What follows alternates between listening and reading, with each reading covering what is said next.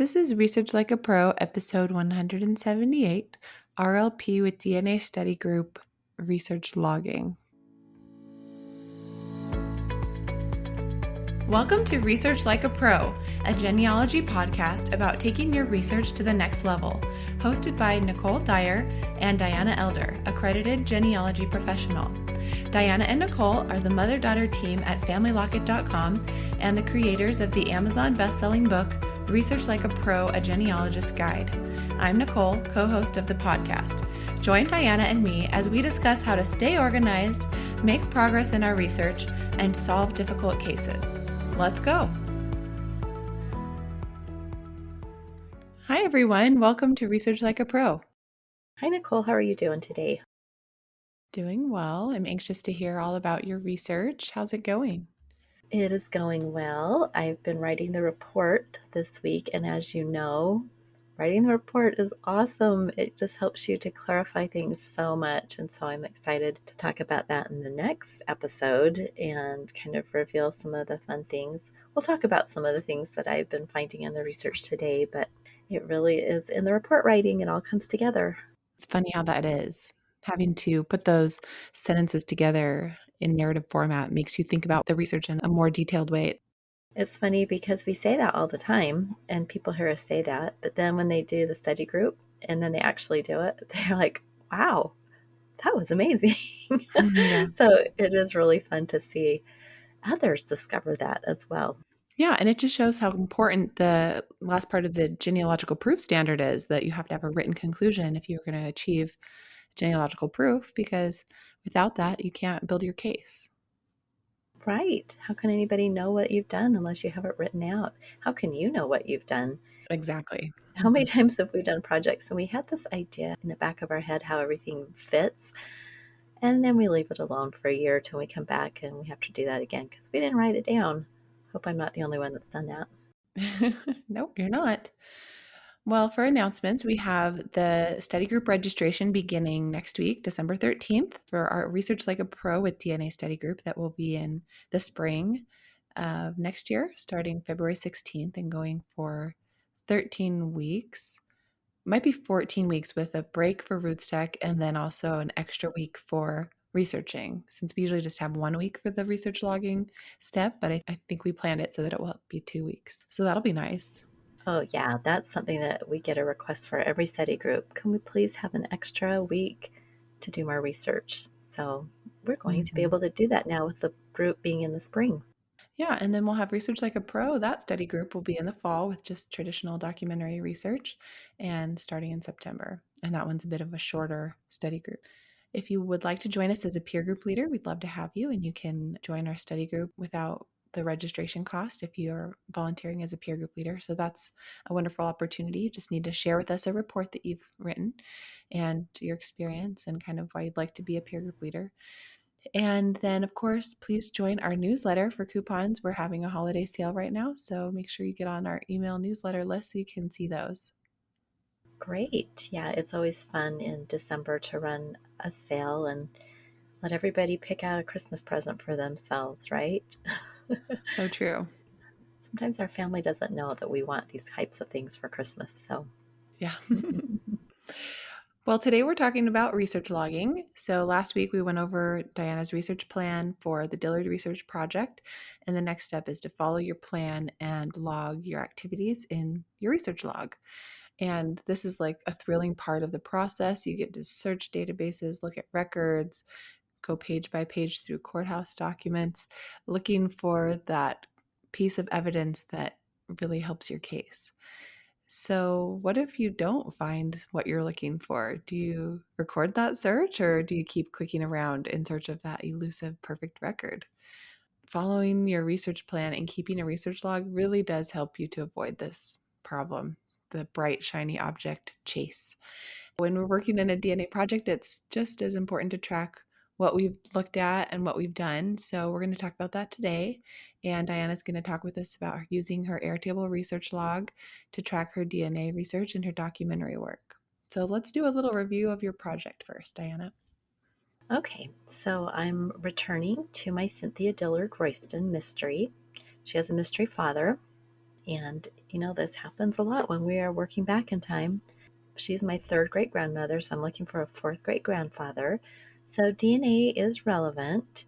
And the only problem is that sometimes the records are not so great when we're working early 1800s in Alabama and Georgia. And so that's why I'm turning to DNA, because other things were not working. I am very fortunate to have the DNA of my second cousin twice removed, Victor Parker, and he is Cynthia's great grandson. He has very long generations, so he is really unique. And if you have someone like this in your family who maybe their father was older when he was born, and maybe his father was older when he was born, I'm going to just call them super testers, because they received more DNA of those ancestors further back. So I would have only received about 3% or less from Cynthia, but Victor will have received about 12%. I mean, how amazing is that? That somebody has that from an ancestor who was born in 1815. Yeah, when you said 3% or less, I was thinking, it could be 3% or more too. It's just so random, the recombination. Some ancestors you receive a lot of their DNA, others you receive hardly any. And then when you get even further back in your pedigree, you get zero from some and more from others. So it's just challenging to know if you're going to have DNA inherited from that ancestor in order to find relevant cousin matches. But 12.5% is a great probability that you'll find matches that match on that side of the family for Victor. So it's super great. Yeah, it really is.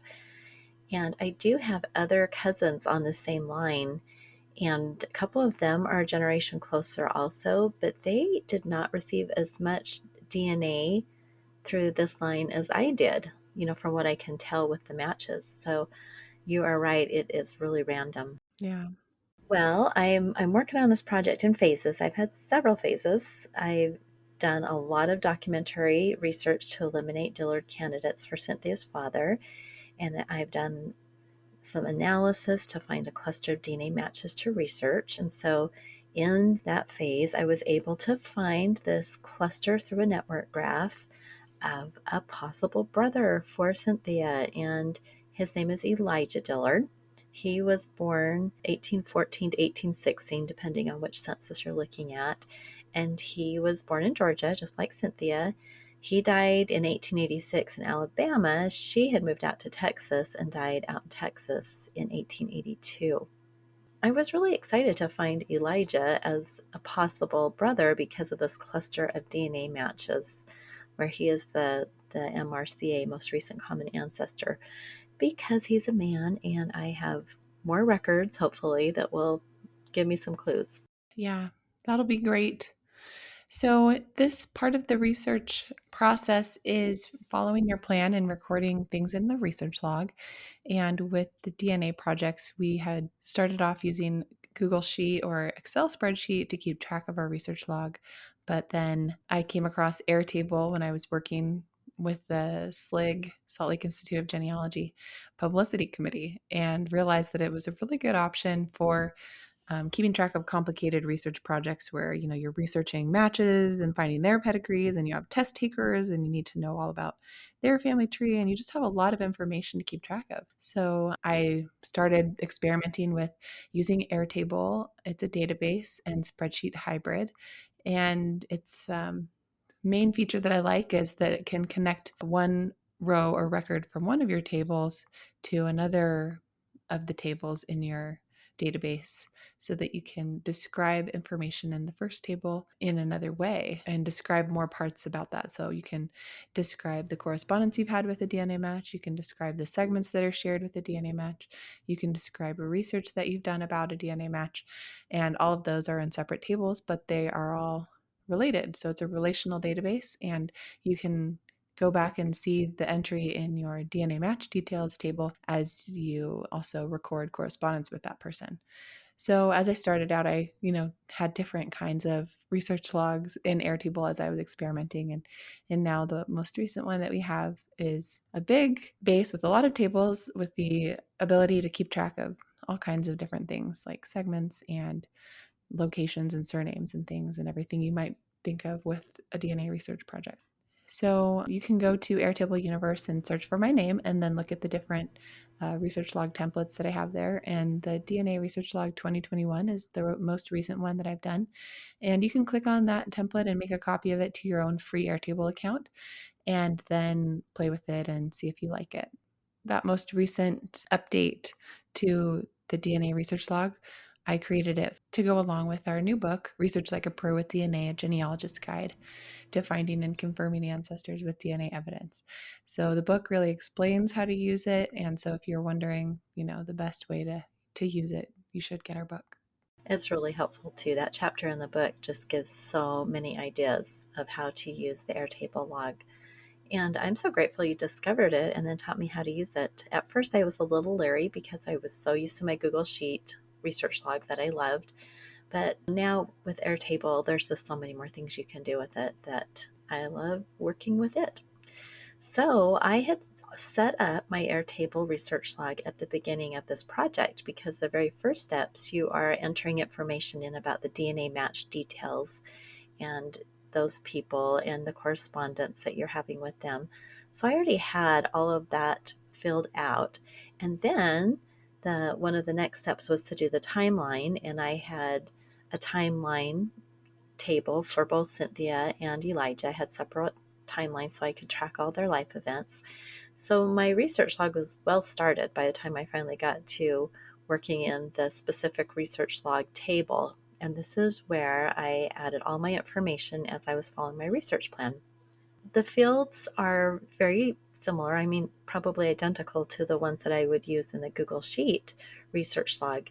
The person of interest, the record type, date of the event, date of the search, the website or repository, the URL, locality of the event, the source citation, results, the fan club, comments, and next steps. So that sounds like a lot of different things to track. And if that's not really your thing to track that much information, it's very easy to hide those fields in the template or simply to delete them. And you can also add things. Sometimes I find I'm working in a project and I need to add a field. Just like any kind of a spreadsheet in Airtable, you can add whatever you need. So I did have quite a few things, but I use every single one of those fields. Yeah, I love the ability to hide fields that I'm not using because sometimes it just helps to see everything closer together. But then you can easily unhide things. And I know you can do that in a spreadsheet too. So it's a great function in either place.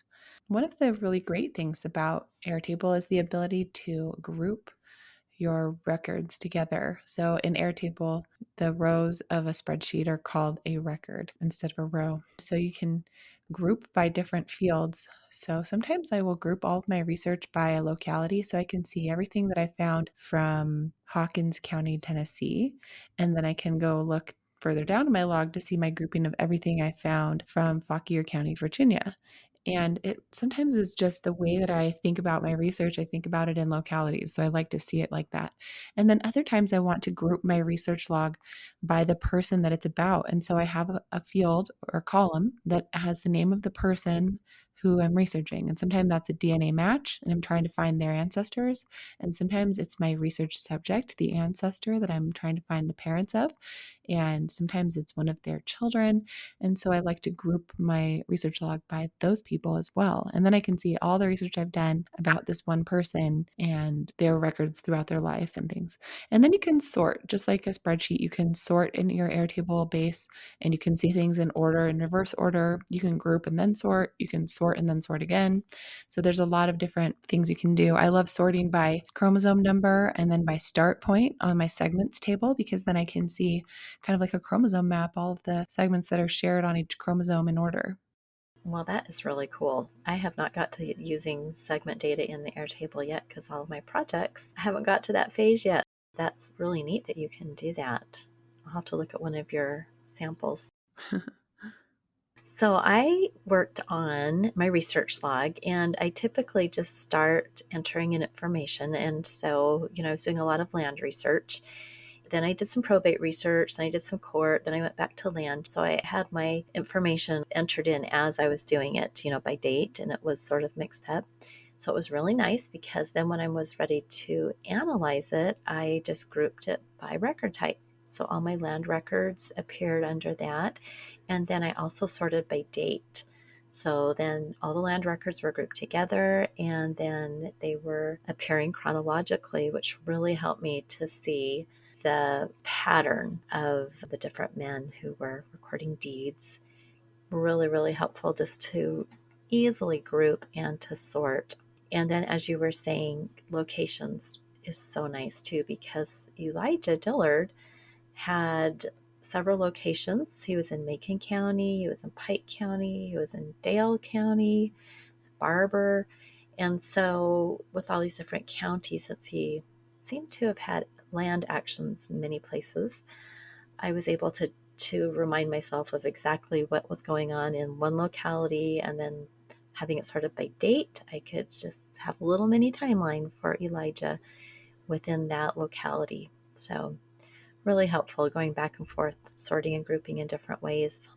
Yeah, that is great. And when you're working with all this indirect evidence, it's a lot of people to keep track of and dates and places. So it's nice to have it all out of your mind and into your log so that you don't have to try to remember it yourself. You can just have it there to look at when you need to remember it. Yep. So, when you're researching your brick wall ancestors, often the strategy that we have to do is to extend our research to the friends, associates, and neighbors, the fans. And Airtable is a great way to track these because you can link between tables. So, you can link from your research log to a separate table of just a list of all the different fans. And this is quite honestly one of my favorite things about Airtable because I am typically working on projects where I have to use the fan club, whether it's for myself or for my clients. And often I'm working in the South, and those are so key in trying to figure out. We have this group of people here in Alabama, and they're from North Carolina. So, which one of all the men of the same name in North Carolina is the one that is connected to the Alabama people? And so that fan club sometimes can really clearly show the same group of people moving out. But again, that can be so difficult to track that information. And in the past, in spreadsheets, I would put that in the column, but it wasn't linked to show up on another table. So with Airtable, now that field is linked to that table. So I have the field labeled fans, and I had several entries in there, and it was so nice because I was able to see when I looked over at my fan table that the same man, Isaac B. Welch, it was named in both the land record for Elijah in the deed and the land patent for Elijah. So I put him in there as a fan because when you're looking on the BLM website, Bureau of Land Management website, and you're searching land patents, you can click a little piece of that website that lets you search the people around. So you get the names of all the men who patented land around your key person. And so I will often put them in as the fans for that person because they were neighbors, right? And then it was fun when I was doing the research and I discovered that this Isaac was in the deeds and that Elijah had sold him land. And it made perfect sense. When I looked at those two things together, I thought, oh, okay, he was a neighbor. When Elijah was ready to move, he just bought that adjoining land. So if I didn't have that in my research log, I maybe wouldn't have put those names together. It just helps you to easily make those connections. That's great. I love using that feature of the land website and seeing all the people who lived around. And how cool that you were able to connect Isaac Welch as somebody who appeared in multiple records as a neighbor. Yeah, and I'm not sure if it really has any bearing in this case on the research, but perhaps it will. Down the road, maybe I will find another record with an Isaac Welch in a different county that will help me connect Elijah. Perhaps in Georgia, there were a group of Welches that moved out together with Elijah. There's so many unknowns in this project still, so I'm getting the information down and hoping that down the road it will really help me to figure out how Elijah and Cynthia connect and who their birth family was. Yeah, and if you run out of records to search for Elijah, you can always go over and just see what Isaac Welch's records say. Maybe they mention him. Right. for his family. Cool. What were your documentary research findings? Did you already tell us that, or do you have more? I have some more fun things to tell you. I like to start out with documentary research. To this point, I've already done some work in the DNA, just getting to this point. And so I was ready to dig into the documents and see what I could find about Elijah. And I had centered my research plan on the two counties where he was first and where he was last. So he had a land patent in Macon County, and it showed that he was a resident there in 1848. And then he had some other counties in between. He had patented land in Dale County, and he'd resided in Pike and Barber counties. And then he died in Pike. So I decided just to work on Macon and Pike because you can't do everything. Your research plan, you have about 5 things and you can't hit every single locality. So I narrowed it down and I decided to start with Macon County. And I was hoping to find a possible Dillard family that would connect with both Elijah and Cynthia. And it's so interesting because as I was working in Macon County and the probate and the land and the court records, guess who I found? Another Dillard. I found all the family of George W. Dillard, who is the man that I had hoped was Cynthia's father because there were so many things that seemed like they would fit so well with her. And someone emailed me the Bible pages and I disproved George as her father. Well, the only Dillard family in Macon County in this time period was George's family, and it was basically his children. So his son Francis had died in 1866, and he left a large estate file, so in the probate records, and he named his brothers, his wife, and his children as heirs. He did not name Elijah or Cynthia, so another piece of negative evidence. But because I keep running across this family, I'm just starting to wonder if maybe they are connected, but perhaps were cousins, nieces, nephews, something that they're still connected to this family. That's so funny that he was there. And he was the one that you had focused on for so long as Cynthia's father, and then, researching your new connection, Elijah Dillard, that you found through DNA, come across George again. Fancy meeting you here, George. That's exactly how I felt. I'm like, oh, seriously? I was hoping for a brand new person, and I get George again. Well, I But mean, that's I okay. guess it kind of shows there aren't too many Dillards to be dealing with in these areas. So, at least you don't have tons and tons of people to sort out. That is true. And it was really nice because the Macon County land records included a deed index. And so in my research log, I use that column. And it's so nice on Airtable, you can expand that little record. And so it appears larger on your screen. And I just typed into that all the references to the Dillards, but the name, there was both the grantor and the grantee index. So I did one whole collection of records where they were selling the land. They were the grantor, and then one whole record for when they were buying the land. So anyway, they were all just mentioned in the index by first initial. And I saw E. Dillard 3 times. And when I went to actually look up the record, it was Elijah. And I was happy to know that it was Elijah and it wasn't another Dillard, like you said. And I was able to correlate all the other initials with those sons of George W. Dillard. So Wow. I didn't look up all the deeds for the George sons. I just looked up Elijah's because there were so many. I think there were probably at least 20 records for them as grantors and 20 for them as grantees. Hmm. They had a lot of land dealings, which makes sense because I remember that George had a lot of land patents. I think he was a land speculator, Hmm. and a lot of the people did that when this land became open after the treaties and the creeks ceded the rest of that portion of Alabama. You see a lot of land speculators that are just going in and patenting the land and then reselling it. So I think George was in that category. Cool. So you found 3 deeds for Elijah, and they were just generic, didn't have anything special telling you about his origins. Unfortunately, not. But I was able to put his movements together. So I was able to see that he patented the land and then he sold the land, and then he purchased this little bit that went with that patent and he sold that. So it helped me to put together his timeline of buying, selling, and patenting land and his residence. So that is always good, just to get a little bit better idea.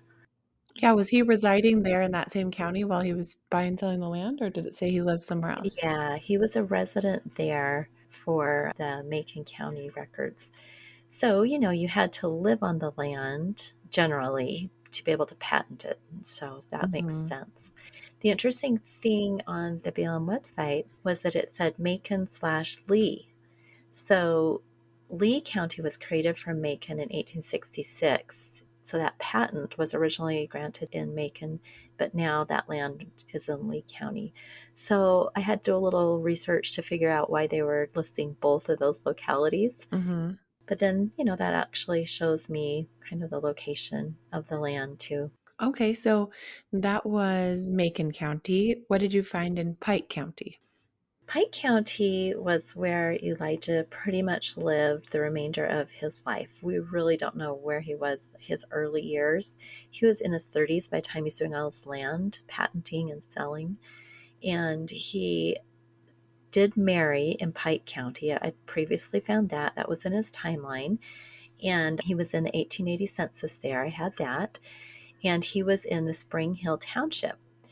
So I had all of that, and I wanted to do some work in the county histories, because sometimes those county histories surprise you and they'll talk about the early settlers and where they came from. I've even seen them where they give a little biography of a prominent person and a little genealogy. So, I always want to look at those. And the one I did find was by Margaret Pace Farmer, called History of Pike County. She published it in 1953, and it's now digitized on FamilySearch, so I could look at it from home. It didn't have an index, but it was organized by communities within Pike County. And so, because I knew about Spring Hill, I looked at that area and I was able to get some information about the settlers. So, she said that most of the early settlers were Scotch Irish in origin from the Carolinas, but this was the 1830 settlers. And I know that Elijah didn't go in there until later. And she says in Spring Hill, the first settlers came from Carolina, then from Georgia, which makes sense because he always said he was born in Georgia. Other things I found from the county history was that the Civil War didn't have as much effect on Pike County as other counties because they didn't have a great many slaves. This was an area that was heavily forested and didn't have the land that they could plant, all the cotton.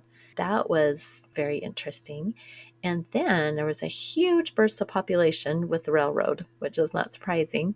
So they only had 500 people. And then when the railroad came in 1870, 10 years later, by 1880, there were 3,000 people. So a huge Hmm. population explosion. Wow. The county history also gave me the names of some newspapers that I could expand the next phase of research to work in the newspapers. That wasn't in my plan for this phase, but now I have an idea of something to do next. I also found some of the fan club members in that county history. So Elijah, in the records, I had seen that he was connected to some of these people, the Grimes, the Bootwells, and the Sanders. And so it was fun to see that they were in that county history as settlers. So even though it didn't name him, it gave me a lot of information about what it was like in Pike County at the time that Elijah lived there. Well, that's great. So another record that I had planned to search was this Pike County Death Register.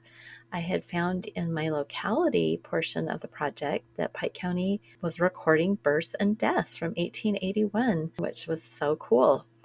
Elijah died in 1886, so I hoped he'd be in this death register and maybe it would name his parents, right? We were always hoping for that. So this was a digitized image on FamilySearch, and it was again indexed as E. Dillard. And then actually, when I looked at the record, it was just E. Dillard. It didn't have Elijah Dillard, but everything fit. It gave his exact date of death, 6 September 1886 in Pike County, that he was born in Alabama, which I don't think is right. I think he was born in Georgia. And the informant was C.M. Carlisle.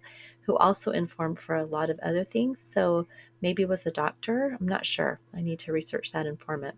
But he wasn't a family member as far as I could see. And Elijah was 68 years old, cause of death not known, and his place of death was Spring Hill. And he's buried in the Hopewell Church Cemetery. So even though it didn't reveal a lot of new information, at least I found that. And there probably is not a death certificate. They weren't issuing those, but just finding a death register notice was great in Alabama at this time frame. Yeah, that's not very common to see that recorded in southern states like that. So that's a good find. And it's too bad it didn't name his parents. It's interesting about the church as well. The Hopewell Church it could be a clue as well. Right. I could explore church records and see if there's anything surviving from that time. There are a lot of little clues for further research here. Absolutely. So that was your documentary research. You did that part of your plan first. Then the next part of your plan focused on DNA research. So, what did you find as you worked with your research plan to look at DNA? Well, I had been entering some things in my research log, and what I did was instead of like a person to enter the name of the person for a record, I would just put in DNA. And so that all, as I was using the various tools, I could group by DNA and I could see all the things I had done. And so I had already entered some information on working with the DNA GEDCOM GWorks and the MyHeritage Auto Cluster and the Genetic Affairs Hybrid Auto Segment Cluster, the Network Graph, and DNA Match Trees. So I already had some information in my research log as I had been working through the DNA work that we do at the beginning of the study group. For my research plan, I wanted to work more with just that Dillard peach cluster. I had several matches who had no trees at all, and I wanted to see if I could use GWorks to look at some of the trees that were just kind of small. I had just what everybody has. So you have trees that are really large with thousands of people, matches with no trees, and then you have matches with small trees, like maybe 100 people in them. So I thought, okay, I'm going to use GWorks, which searches for surnames in the trees. And I wanted to use the descendancy tree on FamilySearch for Elijah. People have been putting records for Elijah and building his tree, and he had a pretty good descendancy tree on FamilySearch. So I opened that up and I expanded it to get 4 generations out. And then I searched each of those possible surnames in GWorks. And I was able to find an additional match using that methodology. So it was really cool. So this person shared 17 centimorgans, and they were not included because we set the threshold for the network graph to be 20 centimorgans. But when I looked at them on Ancestry and looked at the DNA matches, they sure enough shared DNA with all those other people in that cluster that I'm working with. So it was really fun to find an additional match using the descendancy tree and GWorks. What a good idea. So as I worked with each match's tree, I would add my notes to the match details table of the Airtable log. And there were some that were mysteries and remain mysteries. There was this Thomas Dillard with a different surname, I can't think what it is, that shows up in some of these trees, and I have not figured out who he is or how he connects. And these people are up in Illinois and Iowa and Ohio. So I have no idea where the connection is with this small group of people. I don't know if it's somebody that took off and went and settled up there and used a different surname. I don't know. But I put notes in my research log that, this is something to be explored in the future. So it's so nice to have a place to record all of your thoughts and your next steps as you're working through those DNA matches, because otherwise, where are you going to put all of that information? Huh. So you have a group of matches from your peach cluster of the Dillards that went up to Illinois? Well, it looks like it. That's funny. Maybe it was one of the daughters, maybe a sister to Cynthia who, she got married, has a different surname, but she maybe had a son who had the Dillard middle name. That's a good idea. Or I don't have all of Elijah's children figured out. He had quite a few, and there are several that nobody has anything for them. That could be something too, that one of his daughters took off or married someone and then they moved up there. And Yeah. that's very possible. So that's next steps to continue working on his descendancy. Sometimes those women are tricky. If they get married not in the county of interest and it's a common name, it can be hard to pinpoint them. So work to be done there. Yeah, if somebody who was a sibling to Elijah and Cynthia did go up to Illinois or Ohio, you might have better success looking in their death registers for the parent. Yeah, it's true. That would be nice. They did have some better records at that point. Well, that was really fun hearing about your research and what you had done with it in your log and how you kept it organized. I'm excited to talk again next week about your report. Yep. As I've been writing the report, I've made some interesting connections that will be fun to talk about. Well, fantastic. We will talk to you guys all again next week. I hope you have a great week. All right. Bye-bye, everyone. Bye. Thank you for listening. We hope that something you heard today will help you make progress in your research. If you want to learn more, purchase our book, Research Like a Pro, A Genealogist Guide, on Amazon.com and other booksellers. You can also register for our Research Like a Pro online course or join our next study group. Learn more at FamilyLocket.com. To share your progress and ask questions, join our private Facebook group by sending us your book receipt or joining our e-course or study group. If you like what you heard and would like to support this podcast, please subscribe, rate, and review. We hope you'll start now to research like a pro.